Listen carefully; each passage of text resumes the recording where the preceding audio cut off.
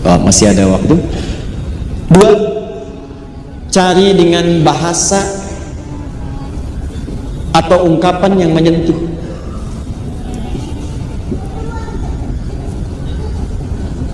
Ungkapkan doa itu dengan ungkapan yang menyentuh. Cari kalimat-kalimat terbaik. Kalau Anda cuma berkata, ya Allah kabulkan, jangankan Anda, yang lain juga begitu. Ya Allah besok saya mau ujian, ya Allah tolong mudahkan, jangankan Anda, teman Anda yang lain 100 orang juga begitu. Tes, misalnya CPNS, yang daftar 10.000, setiap orang mengatakan, ya Allah mudahkan, ya Allah luluskan saya untuk tes besok, jangankan Anda, yang lain juga begitu. Maka bagaimana caranya cepat dimudahkan itu? Maka teman-teman sekalian, cari kalimat yang paling menyentuh, karena Allah punya sifat, diantaranya sifat yang sangat perasa. Allah itu maha lembut, latif, yang diantara kelembutannya cepat merasakan apa yang dimohonkan oleh hambanya.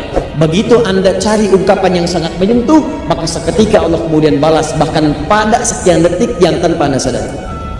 Contoh, Nabi Ayub mengatakan, lihat kalimatnya, wa anta arhamur rahimin. Ya Allah, kalimatnya singkat tapi padat. Ya Allah, penyakit ini mulai mengganggu saya ibadah. Saya pengen khusyuk menyembahmu ya Allah. Saya pengen khusyuk beribadah, coba terganggu oleh penyakit ini. Sedangkan engkau orang yang paling sayang, maaf, sedangkan engkau sosok yang paling sayang kepada saya.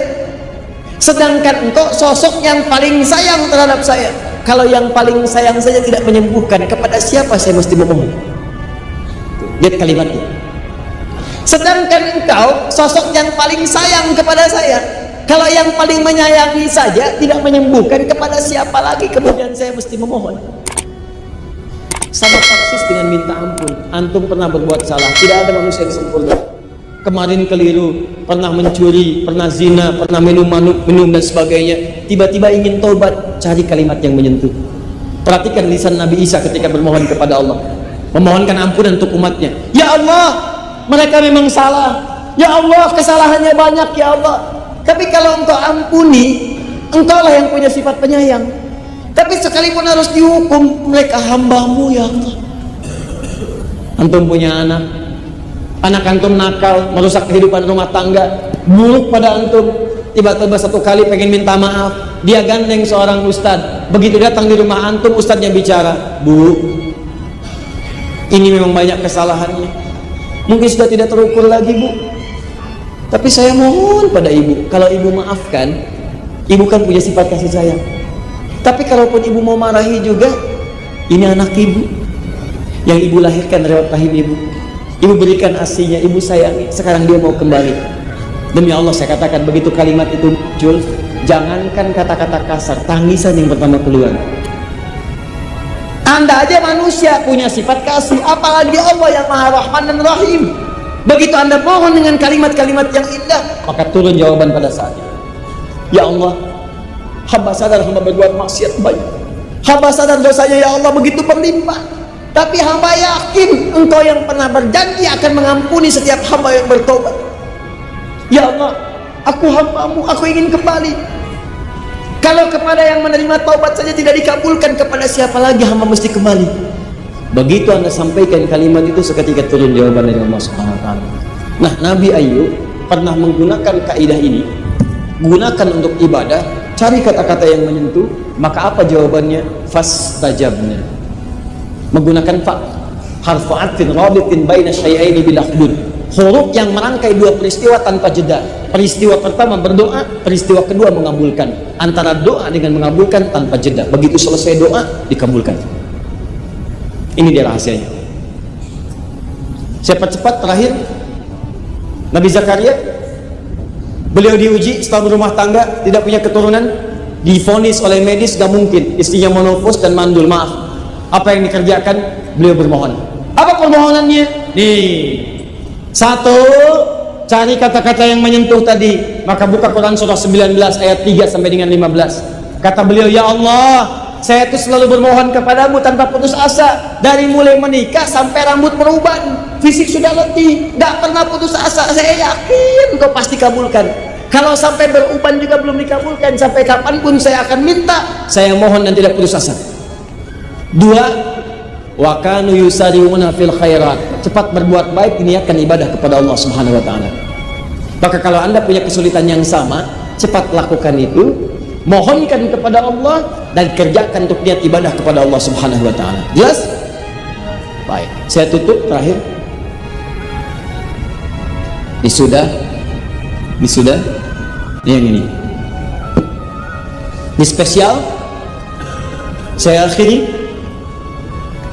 Bagian terakhir, ada cara untuk memudahkan bagi kita supaya didekatkan rizki. Rizki itu sifatnya luas. Pengetahuan, rizki. Ketenangan, rizki. Termasuk keturunan, rizki. Harta benda, rizki. Bagaimana caranya saat bermohon kepada Allah itu, Allah cepat mengabulkan itu semua. Rumus cepatnya, buka Quran surah ketiga Ali Imran ayat 35 sampai 37. Kalau orang tua menyiapkan ini dari awal, bahkan maka anaknya akan dijamin mudah rezekinya oleh Allah dari sisi yang orang tuanya tidak menduganya. Cara pertama, tahan baik-baik. إذ قالت امرأة عمران ربي إني نذرت لك في ما في بطني محررا فتقبل مني. Cara pertama, antum mesti bernazar kepada Allah untuk memperbaiki diri. Berjanji, ya Allah, mulai saat ini hamba ingin menjadi hamba yang baik dalam pandangan-Mu, mohon bimbing hamba. Jadi pertama yang antum harus kerjakan, tepikan dulu hal yang buruk, tobat dari maksiat, jauhi maksiat. Kalau ingin semua dimudahkan oleh Allah dan doa cepat diijabah, apapun yang dimintakan seketika. Bahkan hebatnya, belum minta sudah dipenuhi.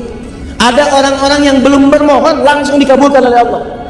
Dia belum bermunajat, besoknya tiba-tiba maaf akan bekerja, orang macet, dia mudah. Tiba-tiba rezekinya datang dari sisi yang tidak dia duga.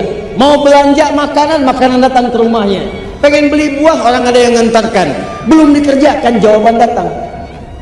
Cara pertama, bagaimana cara mendapatkan itu semua? Pertama, bahasa Qur'annya antum perbaiki diri dulu. Tobat. Bahkan bahasa Qur'annya, kalau seorang ibu, ya Allah saya bernazar, anak ini saya siapkan jadi anak baik. Siapkan. Kalau kembali kepada kita, janji kepada Allah, ya Allah saya tobat, ya Allah. Saya berjanji akan menghilangkan segala hal yang engkau anggap buruk. Saya akan berusaha. Pertama, tobat. Dua, tahan. Wa inni sammaituha Maryam wa inni u'idzuha bika wa dzurriyyataha minasyaitonir rajim. Masih kaidah tobat, tinggalkan kemudian bujuk rayu setan, jauhi perbuatan maksiat. Yang paling indah ini bagian keduanya. Perhatikan baik-baik. Yang kedua, siapkan diri untuk berbenah, untuk meningkatkan ibadah kepada Allah Subhanahu wa taala dengan meningkatkan level yang tidak biasa. Tahan. Level yang tidak biasa. Contoh, orang siangnya makan, antum puasa. Orang puasa Senin, antum tambah Kamis. Orang Senin Kamis, antum ayamul bid. Orang ayamul bid, antum puasa Daud Isar. Orang puasa Daud sudah nggak ada lagi. Ya, dia Daud, saya Sulaiman. Oh, nggak bisa. Nah, dia udah ngaco. Pokoknya intinya, setiap ada peluang meningkatkan yang lebih baik, antum ambil level yang lebih tinggi. Malam orang tidur, antum tahajud. Orang 2 rakaat, 4 rakaat. Orang 4, antum 6. Orang 6, antum 8. Orang 8, antum 10. Tambah witir 1. Ingin tingkatkan lagi, silakan, gak ada batas. Kata Nabi, sepanjang mendekat kepada fajar. Tingkatkan. Begitu antum lakukan semua itu, apa yang terjadi? Maryam pernah disiapkan oleh ibundanya. Orang ibadah biasa di tempat biasa, di rumah. Maryam beda, langsung dibikinkan mihrab. Orang di tempat biasa, Maryam dibuatkan mihrab. Orang tahu dengan kalangan biasa, beliau mencari guru terbaik namanya Nabi Zakaria. Jadi bukan cara yang biasa. Orang cuma belajar dengan orang biasa, ini dicari orang yang paling bagus, Nabi Zakaria. Orang belajar di tempat biasa, ini dibikinkan tempat namanya mihrab, spesial mendekat kepada Allah. Begitu dikerjakan semua itu, apa yang terjadi? Lihat ayat 37 ini. Ayat 37 surah ketiga paling kiri sebelah bawah. Fataqabbalaha rabbuha biqabulin hasanin, 1, wa ambataha nabatan hasanah, 2. Ketika seseorang berikhtiar, 1, dia bertobat dari maksiat yang dikerjakan. Kedua, dia bertekad lebih baik mendekat kepada Allah dari sebelumnya dan bisa menyaingi amalan orang lain, dia tingkatkan amalannya lebih daripada yang biasa, maka kata Allah, saya akan terima semua ikhtiarnya. Nih yang hebat, wa ambataha nabatan hasan, dan saya akan perhatikan setiap pertumbuhan hidupnya, saya berikan apapun yang dia butuhkan. Yang dahsyat, kullama dakhala alayya Zakaria al-mihraba wajada 'indaha rizqa. Yang paling hebat, yang Nabi Zakaria, Maryam disiapkan, Maryam mendapatkan apa yang belum didapatkan Nabi Zakaria. Apa itu? Semua rizki-rizkinya langsung Allah yang siapkan. Setiap Nabi Zakaria masuk ke mihrabnya Maryam, sudah ada yang dibutuhkan. Kunci mihrab gak ada yang pegang kecuali Nabi Zakaria. Bawa makanan sudah ada, bawa buah-buahan sudah ada, bawa pakaian sudah ada. Musim apel ada apel, musim jeruk ada jeruk. Yang hebat bukan musim apel, ada apel. Itu yang dasar. Begitu ditanya, ya Maryam anna laki hadza, Maryam dari mana semua ini? Lihat jawabannya, qalat huwa min indillah. Semua langsung diberikan oleh Allah. Innallaha yarzuqu may yasha. Ini kuncinya, bighairi hisab. Allah akan memberikan rizki tanpa batas, mudah dan tanpa batas. Kata manusia ada batasnya, kata Allah nggak ada batas, sepanjang dia dikehendaki oleh Allah. Kaidah ilmu tafsirnya, jika ada kalimat di Quran siapa yang dikehendaki, itu maksudnya jadilah antum bagian dari yang dikehendaki.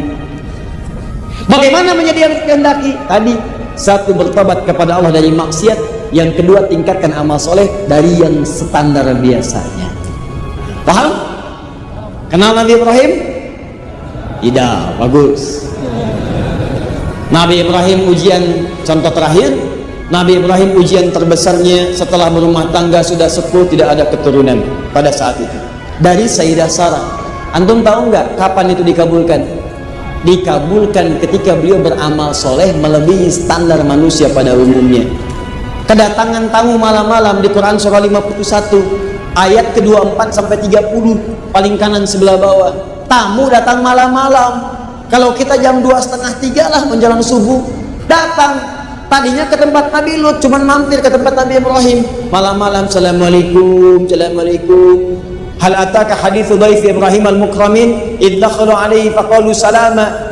Kata Allah, pernah enggak kalian dengar kisah Nabi Ibrahim yang kedatangan tamu malam-malam? Assalamualaikum, assalamualaikum. Dijawab oleh Nabi Ibrahim, waalaikumsalam.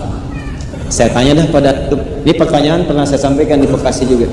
Antum kalau malam-malam nanti nih 2:30 kedatangan tamu, agak banyak suaranya di luar, assalamualaikum, assalamualaikum, dibuka nggak? Dijawab nggak salamnya?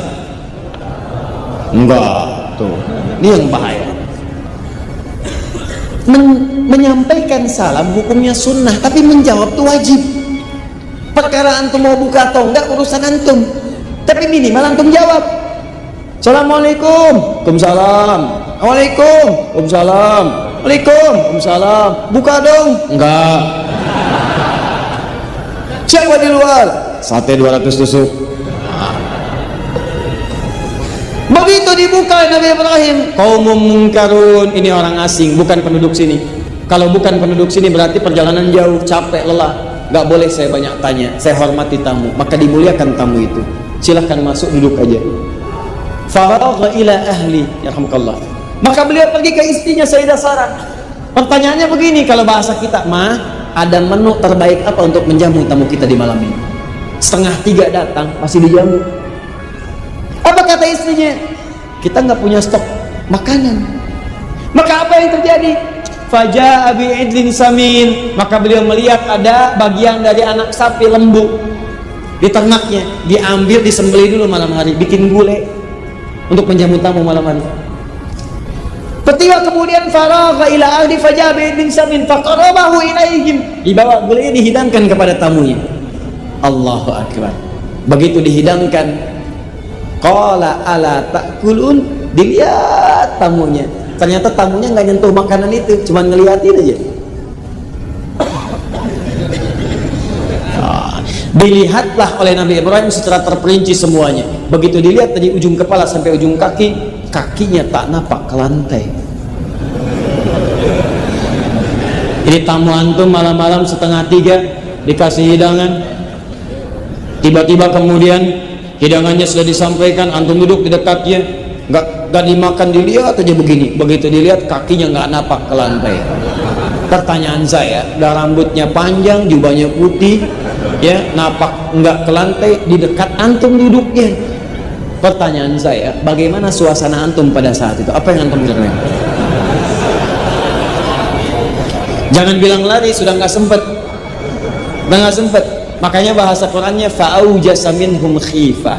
Maka beliau mulai merasa takut yang sudah nggak bisa mengelak, namanya aujas. Takut tapi udah nggak bisa menghindar. Mau menghindar bagaimana? Makhluknya di sini semua. Ya.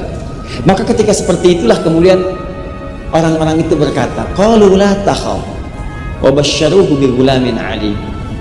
Mereka berkata, kamu nggak usah takut Ibrahim, kami malaikat yang sedang menyamar. Kami sebenarnya pengen datang ke tempatnya Lut, tugas untuk menghancurkan umatnya Lut yang durhaka kepada Allah. Tapi kami mampir ke sini atas perintah Allah. Ternyata engkau muliakan kami luar biasa. Jadi mampir tengah dini hari masih dimuliakan. Begitu dimuliakan itu kata malaikat, kamu jangan takut, kami datang membawa kabar gembira. Karena amalanmu ini, maka Allah berikan kabar gembira, istrimu akan mengandung, melahirkan seorang anak yang cerdas. Yang dimaksudkan bukan Hajar, Sarah alaihissalam. Nah, Sayyidah Sarah itu mendengar kalimat itu, kedengaran di balik biliknya terdengar. Kan kalau rumah-rumah tempo dulu gak seperti sekarang. Begitu terdengar akan punya anak mengandung, padahal beliau itu sudah sepuh, sudah monopos, divonis dan mandul, maaf. Apa yang terjadi? Allahu Akbar. Tiba-tiba setelah kalimatnya fabasyaruhu bi ghulamin alim fa aqbalat imra'atuhu fi salatin fasakkat wajhaha wa qalat ajuzun aqim. Tiba-tiba keluar dari tempat beliau mendengar itu, mengatakan sambil menepuk pipinya, apakah yang seperti ini masih mungkin punya keturunan? Jadi beliau seakan tak percaya, mungkin gak begini punya keturunan? Ini udah sepuh, udah begini, divonis mandul, divonis monopos, apa mungkin masih punya keturunan? Apa jawabannya? Qalu kadzalika qala rabbuk innahu wal hakimul alim. Hei, yang berkehendak kan bukan manusia, yang berkehendak Tuhanmu yang punya pemberian tanpa batas. Jangankan seperti kamu, yang lebih dari kamu pun kalau Allah berkehendak jadi. Maka mereka katakan Allah yang maha tahu dan maha bijak untuk memberikan apa yang terbaik itu. Perhatikan baik-baik.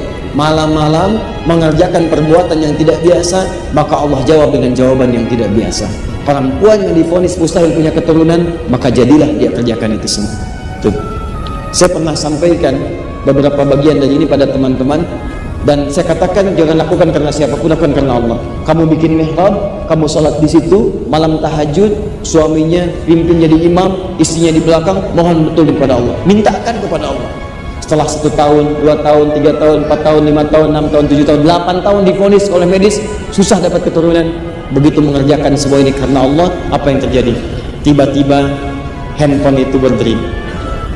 Masuklah kemudian kita, Ustaz, si fulan sudah mengandung. Ustaz, si fulana sudah mengandung. Allahu Akbar, alhamdulillah. Terus dia fotokan tempat mihrabnya, suaminya, istrinya, tempatnya. Sesuatu yang sangat indah. Maka antum bisa coba, karena Allah sudah berjanji. Urusan rezeki ada jawabannya, urusan ilmu ada jawabannya, urusan keturunan ada jawabannya. Silahkan antum coba, bedakan rasanya, rasakan bedanya, dan pasti akan terasa bedanya. Akan lain teman-teman sekalian. Siap mencoba insya Allah? Baik. Jadi kalau anda tidak mampu berlomba dengan orang soleh untuk meningkatkan ketakwaan, maka berlombalah dengan para pendosa untuk bertobat dan memohon ampun kepada Allah Subhanahu wa taala.